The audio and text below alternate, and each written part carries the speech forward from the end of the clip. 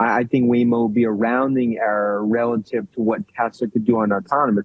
Especially with the hardware on the car, which Elon's going to have to admit at some point isn't adequate for real safe full self-driving. You have to be able to see at night.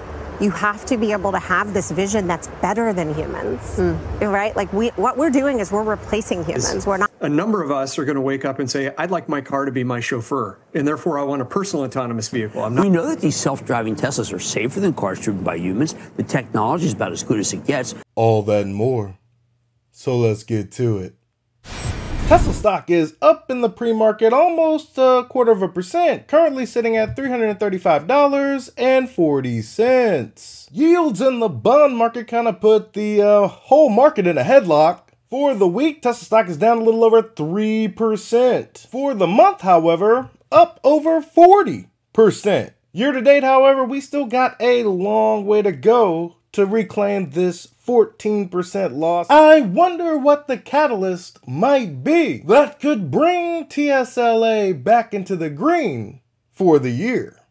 The issue down at play then, if you believe the long-term valuation comes down to autonomous, most people do. They agree with you. You've got to understand whether it's a regulation issue or a tech issue. And if you look at Waymo, Dan, it doesn't look like a regulation issue for the likes of Waymo. Waymo's now doing 250,000 paid rides a week. A few years ago, that number was 10K. Dan, how much of a challenge is coming from Waymo? Look, I mean, Waymo are $230,000 cars, and they're essentially in 4 cities. Now, obviously, they'll expand. But I believe Tesla is going to go past Waymo 100 miles an hour in the left lane in the next year. In other words, I believe Tesla, from a market share perspective, given scale and scope and what they could do across the U.S., I think Waymo will be a rounding error relative to what Tesla could do on autonomous. Clearly, Waymo's had the leader.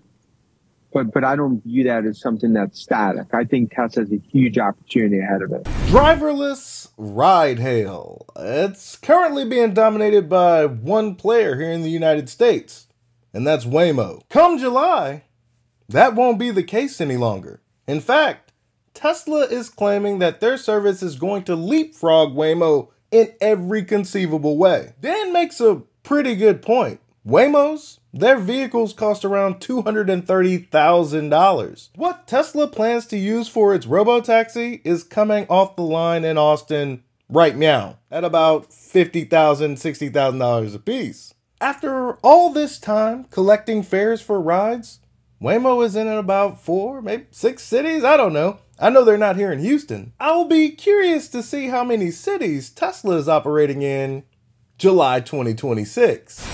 Without a doubt, that can change, Dan, but what are you looking at right now that's giving you that confidence? It's clearly not blind hope, at least it shouldn't be. What gives you that confidence in the moment? What do you see?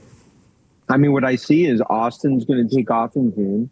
I think you're going to have basically 15 to 20 cities in the next 6 to 9 months. And the scale, I mean, we're talking about a few 100,000 robotaxis into next year, and ultimately something that's going to approach in the millions. And I think when you look again to level 4, and you look at where they're heading, I think that's the new era of growth for Tesla. Ding, ding, ding, ding, ding. Tell him what he's won, Johnny. Your mother right. What gives me the confidence that Tesla is going to surpass Waymo? It's because I'm using FSD on a daily basis, getting me from point A to point B, from point B to point C, all the way back to point A with 0 interventions. Elon and the team have thousands of cars out there running 24/7 in a potential robotaxi scenario and seeing no interventions. Now it's time for them to remove that individual and unleash the service to those lucky individuals over there in Austin. True, it'll start off small, but the scale, the rapid growth that we will see is going to leave people flabbergasted. Tesla is going to dwarf Waymo in every single metric: performance, functionality, price. Just your point about self-driving cars being a long-term trend, and it's well taken. I do wonder whether you think, and I don't want to overstate it, Ross, but whether you think something might be shifting there. I mean, I was just struck by this, the Waymo co-CEO telling reporters this week, they have reached 10 million trips, doubling in the past 5 months. As an investor and a longtime tech investor, Ross, are you excited about that trend? Not in the near term or in the intermediate term, but 5, 10 years out. And how do you think about Tesla's potential role in it? Well, this is kind of one of my favorite things to do as an investor, is really try to brainstorm what does this future really look like when you think about it from a more human perspective, not what the tech people expect us to do, So there's two issues here. One, Waymo is incredible. It's doing an incredible job. It drives safer than humans. It's incredibly effective service, and we see them as the leader in robotaxi, and they're rapidly expanding, and people love the experience with Waymo. They're doing phenomenally well here in Los Angeles and the Santa Monica area. You see Waymo's working nonstop, and I have yet to hear anybody say anything bad about it, and we talk to a lot of Waymo customers, so Uber really has to worry about Waymo for sure. Everything Ross said right there makes sense. Sounds good. Waymo is the current leader in autonomous ride-hail. The safety and the privacy is what people are going to prefer here in the future when it comes to ride-hail. Unfortunately, it's as if not more expensive than what you would get if you ordered an Uber. Now, of course, those benefits might outweigh the extra cost. But imagine if there is a service quite similar, if not better, that is offering all of those conveniences for a lower price. But of course, only time will tell. Secondly, there's no doubt in my mind that Waymo has solved robotaxi in a way that makes driving safer where Tesla has not yet. And this is an important difference, because until you can make the car safer than humans driving, it's really hard to get mass adoption of sort of not driving. So, in my mind, the robotaxi has been solved by Waymo, and Tesla should look at what Waymo's doing, and in a lot of ways they're copying them. And I think eventually we'll see very big similarities between what Tesla's doing and what Waymo's doing, especially with the hardware on the car, which Elon's going to have to admit at some point isn't adequate for real safe full self-driving. There he goes. That's the raw side. No, this is where I totally disagree. Waymo's geofence is adequate. It is better than if a human was driving the car. I have no qualms with that. But to say that Tesla hasn't figured it out, that shit kind of makes me want a horse laugh. They're launching a service by the end of June. And unless you expect Tesla to fall flat on its face, you can bet against Elon Musk if you want to. But me? The man says that they aren't seeing any interventions with thousands of vehicles running 24/7. I'm gonna take him at his word for it. When I'm out and about using FSD, I'm not screaming I need more LiDAR. I'm screaming I need the attention monitoring to leave me the alone. The real issue is, are you going to give up your car and the convenience of having a car whenever you want it to do errands and drop off your kids and pick up the dry cleaning and then go stop by the beach for a run? And, people, this is a symbol of who you are and your independence. And I personally don't see myself giving up driving, because I love cars and I love driving. And I asked my kids this, because my kid's 13 and I'm like, should I teach you how to drive a car, or are you just cool taking robocabs your whole life? And he looks at me like I'm nuts. He can't wait to have a car, Cool anecdote, bro. I'll go ahead and raise you. While I was in the military, they were not getting their license. We'd have these young recruits coming in 18, 19, 20, 21. So many of them would not have their license. And you're wondering, why is that important? Why do they need their license? Well, when you first arrive to your duty stations, there's not a whole lot you can do except drive a car. You gotta get qualified to do anything meaningful. Until you do, you put stress on the duty section when we're protecting assets of national security. If you arrive without the ability to drive a car, you become a useless body of sorts, right? And there's some pressure to get those individuals to get their license. And that was damn near 2 decades ago. I'm pretty sure the trend hasn't changed a lot since then. As for giving up your vehicle, I don't see that happening for a lot of individuals either. Personal autonomy is going to be quite convenient. It may not be lucrative as putting it on the fleet, but having your own personal chauffeur, there's going to be value in that. And it's going to impact the used car market as well as the new. Musk also adding he thinks Tesla's autonomous driving technology will be safer than that of Alphabet-owned Waymo. Good day yesterday here on CNBC because Deirdre Bosa was able to catch up with Waymo's co-CEO and get her reaction to the interview, and here's Deirdre now as well. So they're going back and forth. Of course, right now Waymo is the only one on the actual road doing rides every day, Deirdre. Right, with a fleet of about 1,500 cars, and really these are two very, very different visions for the future of autonomy. You heard Musk lay out his vision. He's arguing that driverless cars should mimic humans, and like he said, the road was made for eyes and brains. He says not lasers, but Waymo's co-CEO, Takedra Moakawan, she tells me that the vehicle needs to be better than humans, and that means sensors plus AI. Have a listen. You have to be able to see at night. You have to be able to have this vision that's better than humans, right? Like what we're doing is we're replacing humans. We're not asking you to sit behind the wheel and take over the vehicle at a really vulnerable moment. Right. Instead, we're inviting you to sit in the back seat, relax and unwind, and get safely to your destination. That's a very different value proposition, but it's one that requires belts and suspenders, and that's the approach that we've taken. I suppose that assumes that FSD can't see at night, which is preposterous. I mean, currently FSD is supervised, so asking the supervisor to take over during critical moments is just to assure absolute safety. Tesla's hyper-intelligent vehicle has been operating 24/7 with drivers in it, drivers not in it, practically zero interventions, enough to the point where they feel like it's safe to operate anywhere, anytime in their geographical location of Austin. I can't wait until a year from now when either one of those co-CEOs of Waymo has to explain how Tesla was able to scale to so many cities when Waymo is still stagnant with about, 8, 9 cities. It'll be nice to review these videos and take a trip down memory lane.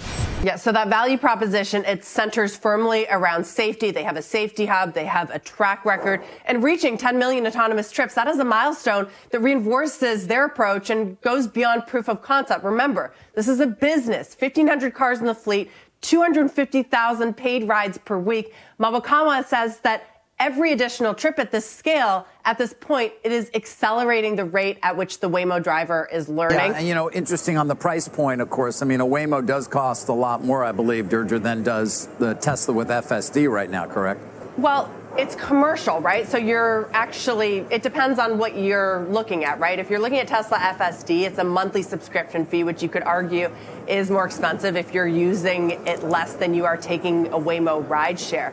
The question, I think, at this point is Waymo more expensive than Uber? And yes, but that cost, Moakawan tells me, is going to come down. And, the cost of lidars are coming down. The cost of their vehicles are going to come down as well. So it's sort of more, where will we be a year from now? Wow, why can't you just say that the Waymo vehicle costs a couple $100,000, while a Tesla fully equipped with FSD capable of being a autonomous vehicle comes in at around 50 grand. Sure, the cost of lidars, radars, they're going to decline. But like Elon says, the best part is no part.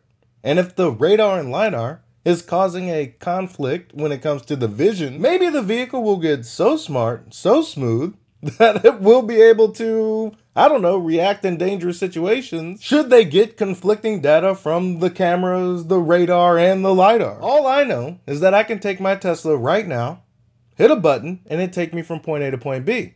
If I was transported in Oklahoma for some reason, I could do the same thing.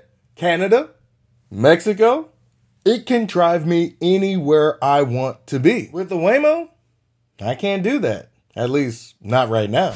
Is widespread mainstream adoption of self-driving, fully autonomous vehicles, fleets of robo-taxis, is this the year where it finally gets realized? I mean, Waymo was in focus. The co-CEO of that entity was on CNBC with our Deirdre Bosa yesterday. It certainly seems like the vision is poised to finally become reality.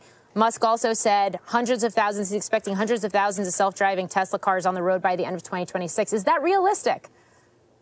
I think, Morgan, you said it. Like, this is the year where we're seeing a breakout for sure. And Waymo said the other day on CNBC, they're at a 10 million ride pace. which is absolutely incredible. And I think we can consider maybe two paths for robotaxi or autonomy going forward. One is robotaxi, where people will commute and do taxi and rideshare kind of rides in autonomous cars. I think the second path is a number of us are going to wake up and say, I'd like my car to be my chauffeur, and therefore I want a personal autonomous vehicle. I'm not willing to put it out on a network. I don't want people spilling coffee in it. And I want to use it at prime time commute where everybody else might be on in demand on rideshare. So I think we're going to see two paths, and you're going to see GM on the second path on personal autonomous vehicles along with some others. And you clearly see Waymo and Tesla on the robotaxi path. I think both are viable paths to take. Is it possible that GM could possibly be considering licensing FSD from Tesla? Outfitting their vehicles for personal autonomy? I mean, they did have Cruise. They would be the first to realize that this shit gonna cut it. It'll be interesting to see which of these auto manufacturers actually want to survive the turning of the decade and license FSD. I mean, it's going to take a little bit of time to actually get this sorted, but Elon Musk says they're more than happy to help. Sometimes you marvel at an interview. Just sit there and marvel, even if you don't necessarily like the person being interviewed. I found myself marveling at Elon Musk after my colleague David Faber sat down with him, because for a moment I recalled the Musk whom I adored, the guy who thought bigger than anyone and wasn't afraid to tell you that. This was Musk in businessman mode, very different from Musk in political operative mode. There were many takeaways from the Musk interview. It was a fabulous interview. But the one that got me most was his unabashed belief that we're all going to be riding around in cars with no drivers. It's not just going to be in Austin, where unassisted self-driving Teslas are about to take over the place. I sense that perhaps because of his time with the president, there may be something bigger in the works. I would not be surprised if the president pushes hard to allow the interstates, which I'm sure he'll say he controls, to allow driverless cars. And he'll order it as soon as Elon's ready. Why not? We know that these self-driving Teslas are safer than cars driven by humans. The technology is about as good as it gets. Musk has convinced me of that. I'll take a driverless car over a drowsy or drunk driver any day of the week. You're damn right. Even better, we know that once the interstate goes driverless, you got those on and off ramps go into the regular grid. It'll be a states' right issue, I know, but I see the red states buckling under to agree with the president because he runs the Republican Party, and I bet he can rule many of the blue states too. Enough of this city-by-city nonsense. It's got to be the whole enchilada. After listening to Musk and prudently adding 3 years to everything he predicts, I can see this happening by 2028. More importantly, I like that we got the old Elon Musk back. He's adamant that Tesla's cars are superior to everything else on the market and will sell well. Somehow, when he says it at the factory, it seems a lot more plausible, doesn't it? A lot more plausible than when he's in a cabinet meeting with a red hat acting as the president's hype man. He's just more serious when he's in business mode. And I think that whoever hates him from his time in Washington will quickly forget Musk, the politician, as long as Musk, the businessman, keeps delivering. I guess I can say happily that I like the Musk who sends up rockets and tries to cure impossible to treat illnesses, sets up giant data centers, has systems that give you clear signals, streaming programs for a fraction of the price of telcos or cable providers. I like the Musk who just knows how to accomplish what he sets out to do, which is no slight on Doge, except he left well before the job was done. Maybe because the job's impossible without Congress passing some actual legislation. Musk's cockiness just didn't do it for me in Washington. The man behind the president, the cheerleader, the Robespierre of spending cuts just didn't resonate. But the original Musk, the modern-day Da Vinci, the man with an ego the size of Jupiter, the one who just talked with David Faber, that guy, I kind of like him. In conclusion, I've never paid for a driverless vehicle to take me anywhere, but I plan to rectify that quick, fast, and in a hurry come July or so. The future is autonomous and electric, and I kind of need to get a glimpse of what that looks like. For a year from now, it could be everywhere. Currently, Waymo's the only game in town, and I'm sure it's just fine, doing exactly what it's designed to do. Provide a level of convenience, safety, and comfort that you just can't get from an Uber or Lyft or a cab or anything like that. Tesla, on the other hand, is going to be doing the exact same things, probably slightly better, but with one major difference: price. Right now, to outfit one of those Waymos, it costs a couple $100,000. Where Tesla's got Model Ys coming out the factory that will be able to accomplish the task of full self-driving unsupervised. Let's just say Waymo does have 1,500 driverless taxis around. Tesla can produce that many Model Ys in less than a week. Now, I'm no mathematician, but it seems like Tesla's going to be able to scale this technology much faster than Waymo could even dream of. Waymo plans to work with Toyota to offer personalized autonomy? That's probably not going to work so well. Toyota's claim to fame is affordable and dependable, whereas the LiDARs are going to make them more expensive and a little wonky. Tesla, on the other hand, is already offering personalized autonomy in a supervised nature. The only thing preventing my vehicle from being unsupervised is that attention monitoring camera. When they finally do remove that level of safety and security, they're going to have different options for personal Tesla users when they arrive at destinations. Imagine being able to summon your vehicle from across town, banish it when you no longer need it. I just may rename my vehicle to Jason Statham because it'll be the transporter, if you feel me. That's all I've got for you today.